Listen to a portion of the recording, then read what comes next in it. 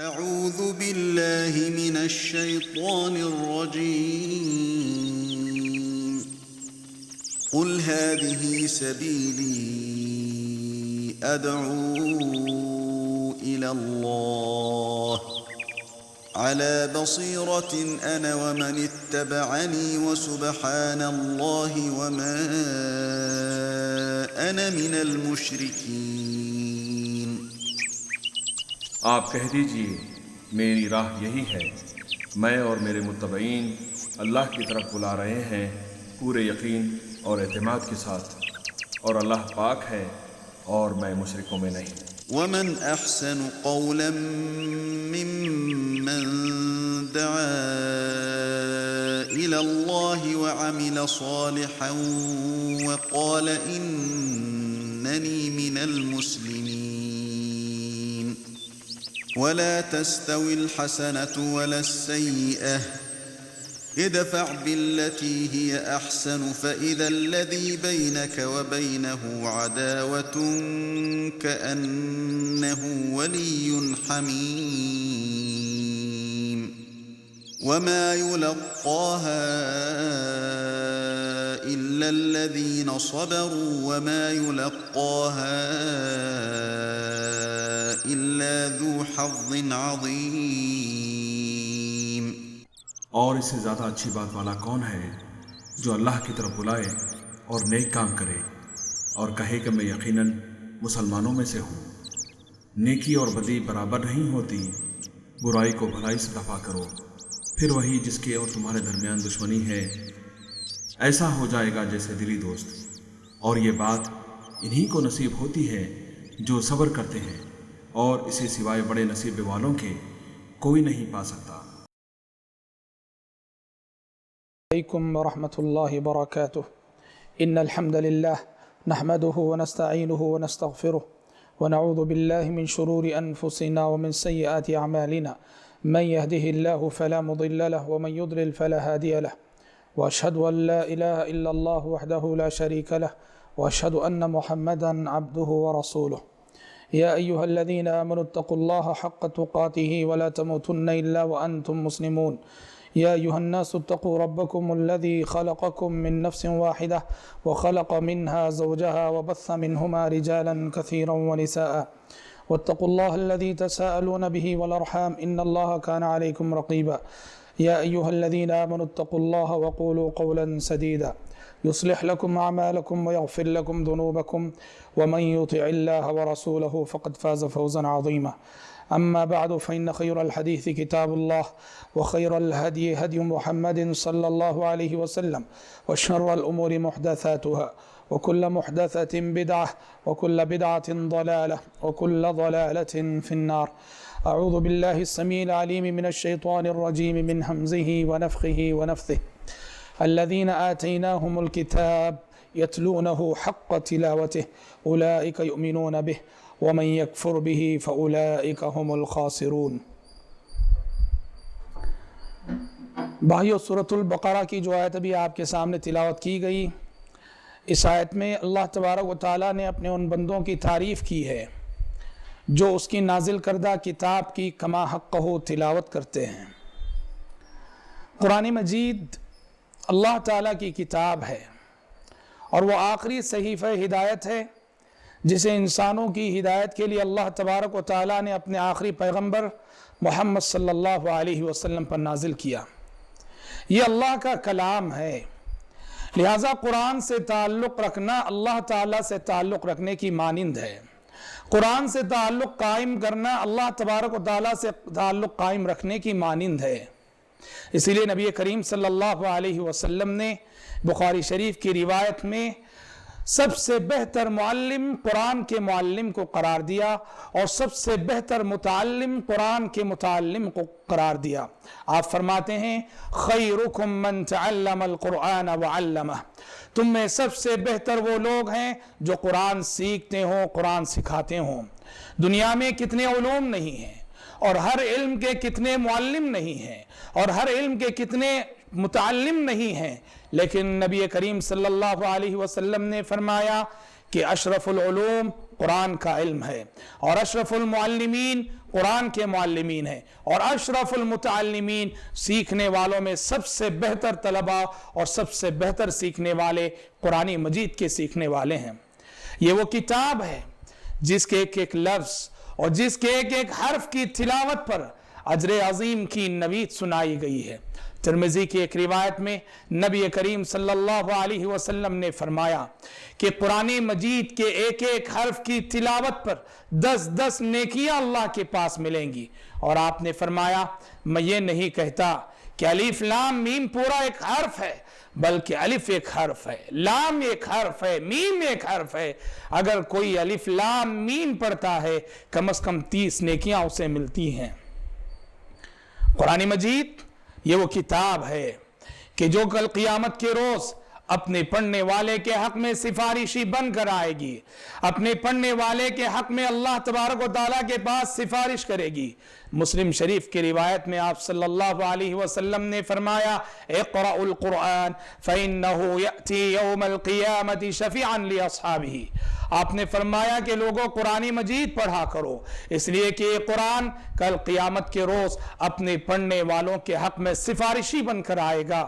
کتنے خوش نصیب ہیں وہ لوگ، کتنے سعادت مند ہیں وہ لوگ کہ حشر کے میدان میں جن کے حق میں قرآن سفارش کرے، قرآن مجید کی کوئی سورت سفارش کرے۔ اور کیا شک ہو سکتا ہے قرآن مجید کی سفارش کے قبول ہونے میں، اور کون شک کر سکتا ہے قرآن مجید کی کسی بھی سورت کی سفارش کے قبول ہونے میں؟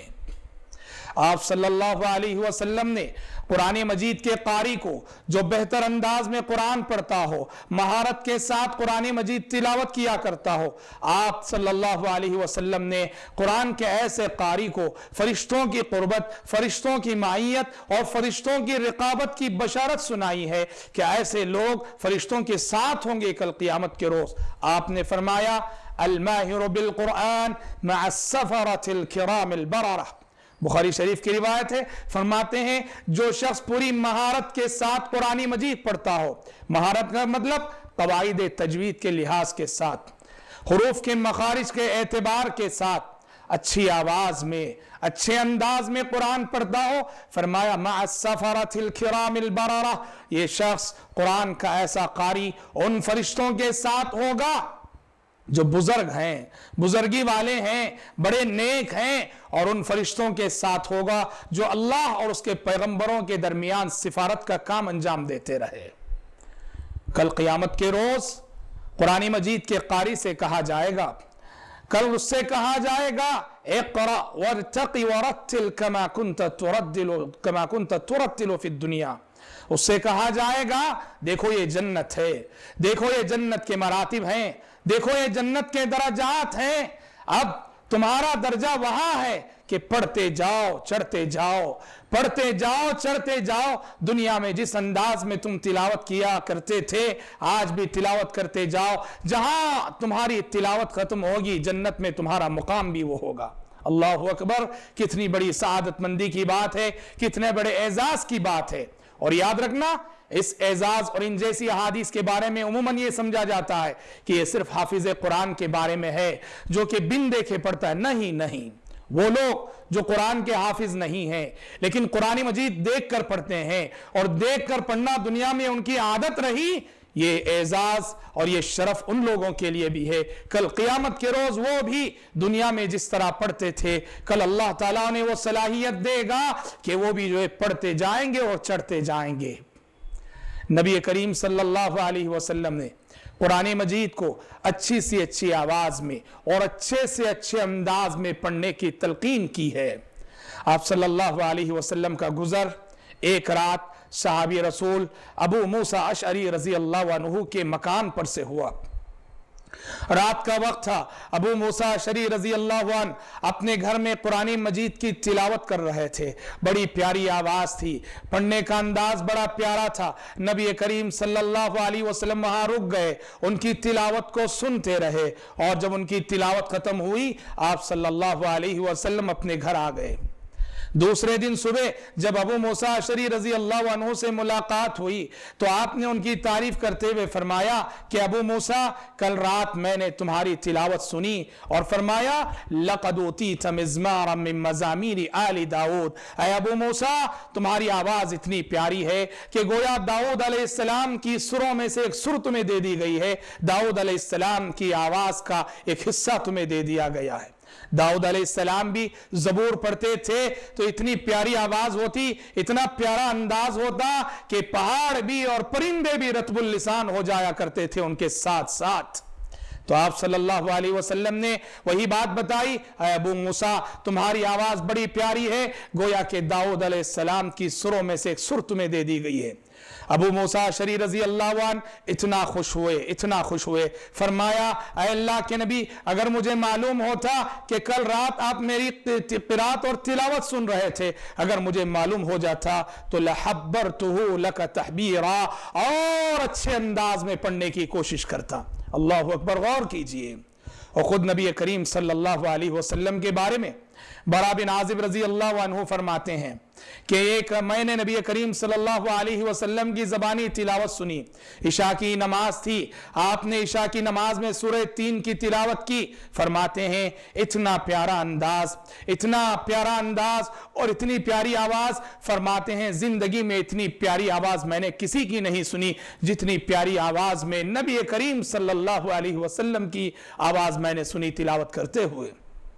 तो मालूम हुआ कोशिश करनी चाहिए कुरानी मजीद में महारत हासिल करने की, अच्छे से अच्छे अंदाज में और अच्छी से अच्छी आवाज में पढ़ने की कोशिश करनी चाहिए। आप सल्लल्लाहु अलैहि वसल्लम से एक हदीस में पूछा गया कि अल्लाह के नबी सबसे अच्छी तिलावत किसकी है, सबसे अच्छी क़िरात किसकी है? आपने फरमाया सबसे अच्छी तिलावत उसकी है कि जिसकी तिलावत सुनो तो उसकी तिलावत का अंदाज तुम्हें यूं लगे कि जैसे वो अल्लाह से डर रहा है। उसकी तिलावत का अंदाज बताए, उसकी क़िरात बताए कि ये अल्लाह से डर रहा है और पढ़ते हुए आयात के मानी और मफाहिम को समझकर आयात के और मानी और मफाहिम के हिसाब से उसका असर अपने दिल पे ले रहा है और दिल पे असर कबूल करके पढ़ रहा है। कुरान मजीद की तिलावत करते हुए इस बात का भी खास एहतमाम होना चाहिए कि वो मखसूस आयतें और वो मखसूस सूरतें जिनकी बड़ी फजीलत बताई गई है उनका खास एहतमाम जिंदगी में होना चाहिए।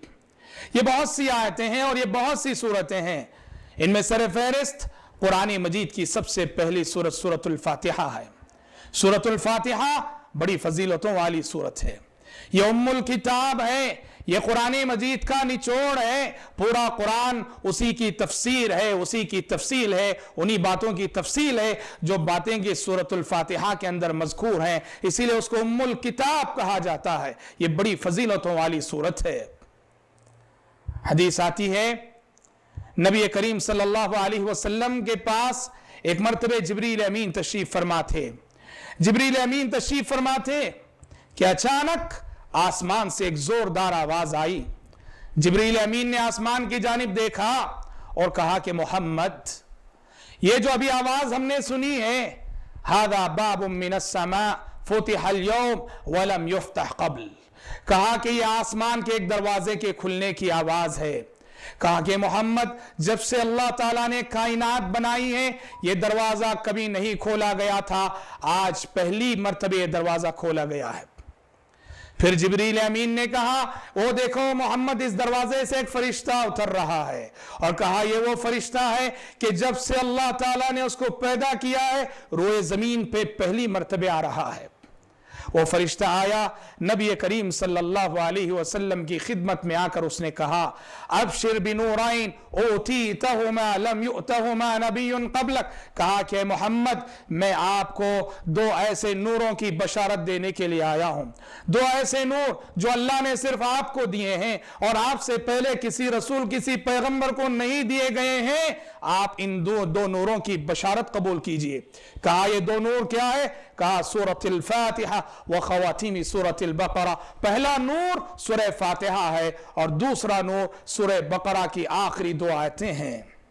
भाइयों गौर करो, یہ کتنی عظیم صورت ہے کہ جس کی بشارت سنانے کے لیے آسمان کا ایک ایسا دروازہ کھولا گیا جو کبھی نہیں کھولا گیا تھا، اور ایک ایسے فرشتے کا انتخاب ہوا جو فرشتہ پہلی مرتبہ روئے زمین پہ آیا تھا۔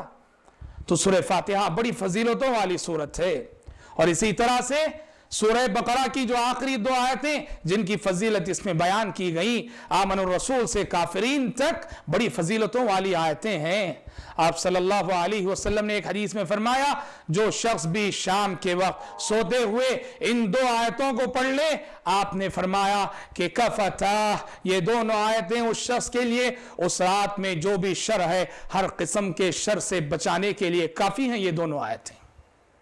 اسی طرح سورہ بقرہ اور سورہ آل عمران ان کی بھی بڑی فضیلت آئی ہے، ان کا بھی خاص اہتمام ہونا چاہیے۔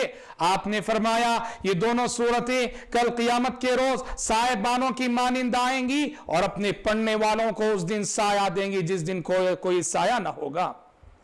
اور ایک اور روایت میں آپ نے فرمایا سورہ بقرہ اور سورہ آل عمران اپنے پڑھنے والوں کے حق میں اللہ تعالیٰ کے پاس سفارش کریں گی، اللہ تعالیٰ کے پاس حجت قائم کریں گی، کہیں گی پروردگارہ یہ وہ بندہ ہے جو ہماری تلاوت کیا کرتا تھا، ہمیں پڑھا کرتا تھا، پروردگارہ انہیں بخش دے، انہیں معاف کر دے، خوش نصیب ہیں وہ لوگ جن کے حق میں قرآن کی یہ صورتیں سفارشی بن کر آئیں۔ آپ نے فرمایا جس گھر میں سورہ بقرہ کی تلاوت ہو، ایک حدیث میں آپ نے فرمایا 3 دن بھی جس گھر میں سورہ بقرہ کی تلاوت ہو اس گھر میں شیطان پناہ نہیں لے سکتا۔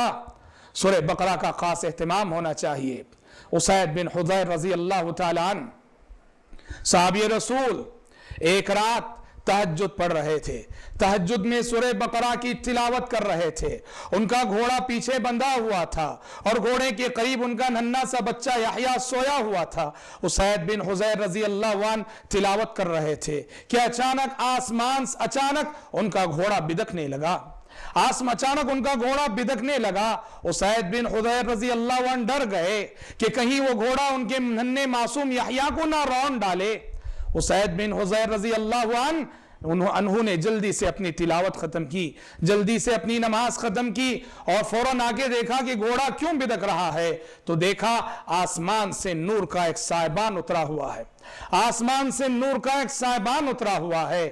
یہ منظر دیکھا اسید بن حضیر رضی اللہ عنہ نے، اور صبح ہوتے ہی نبی کریم صلی اللہ علیہ وسلم کی خدمت میں تشریف لے گئے اور جو کچھ دیکھا تھا وہ عرض کیا، تو آپ صلی اللہ علیہ وسلم نے فرمایا کہ اسید جانتے ہو یہ نور کا سائبان جو آسمان سے اترا تھا وہ کیا ہے؟ فرمایا تلک الملائکۃ دنت لصوتک، یہ فرشتے تھے جو تمہاری آواز کو سننے کے لیے آئے تھے، تمہاری تلاوت کو سننے کے لیے آئے تھے۔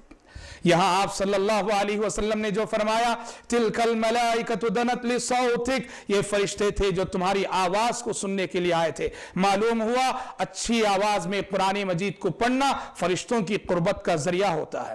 اور اس حدیث سے یہ بھی معلوم ہوتا ہے رات کے وقت جب ساری مخلوق سوئی رہتی ہے، رات کے وقت کی تلاوت کی خصوصی فضیلت ہے، رات کے وقت تلاوت کرنے سے فرشتوں کا خاص تقرب حاصل ہوتا ہے، اور آدمی تجربہ کر کے دیکھ لے کہ رات کی تلاوت سے دل کو کیسی تقویت ملتی ہے، دل کو کیسی راحت ملتی ہے، دل کو کیسا اطمینان ملتا ہے۔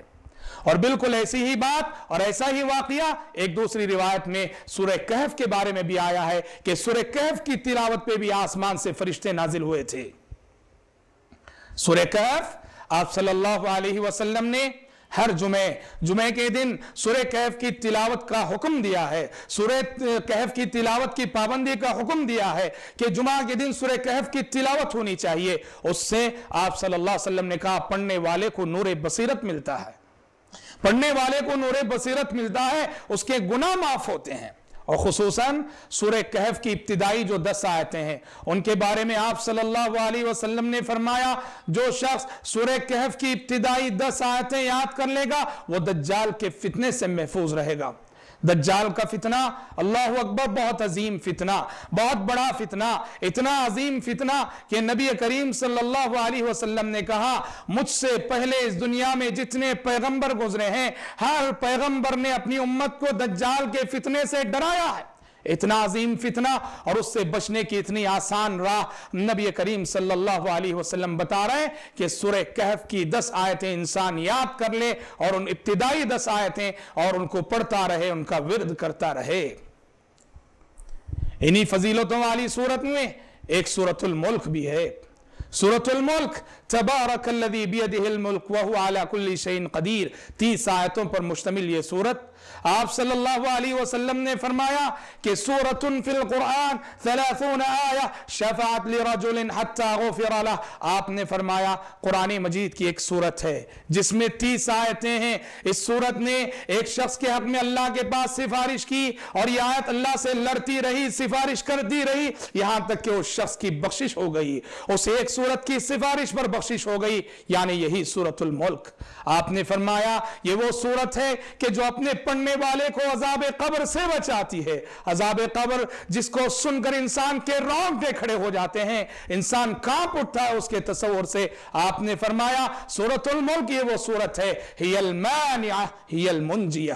آپ نے فرمایا یہ عذاب قبر سے بچانے والی سورت ہے، یہ عذاب قبر سے نجات دلانے والی سورت ہے۔ آپ صلی اللہ علیہ وسلم ہر شام سونے سے پہلے آپ صلی اللہ علیہ وسلم سورۃ الملک پڑھ کر سویا کرتے تھے۔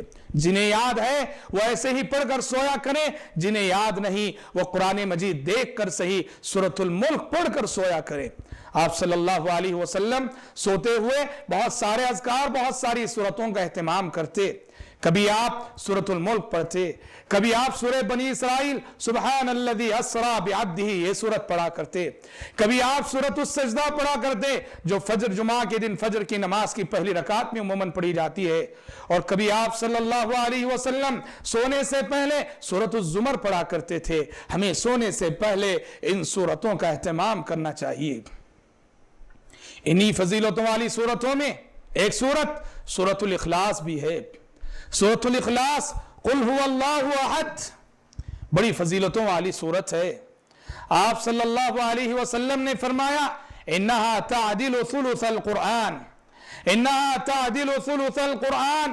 آپ نے فرمایا کہ سورۃ الاخلاص قل هو اللہ احد اللہ الصمد لم یلد ولم یولد ولم یکن لہ کفوا احد ایک تہائی قرآن پڑھنے کی مانند ہے، ایک تہائی قرآن کے برابر ہے۔ جو سورۃ الاخلاص کو ایک مرتبہ پڑھتا ہے تو گویا اس نے جو ہے 10 پارے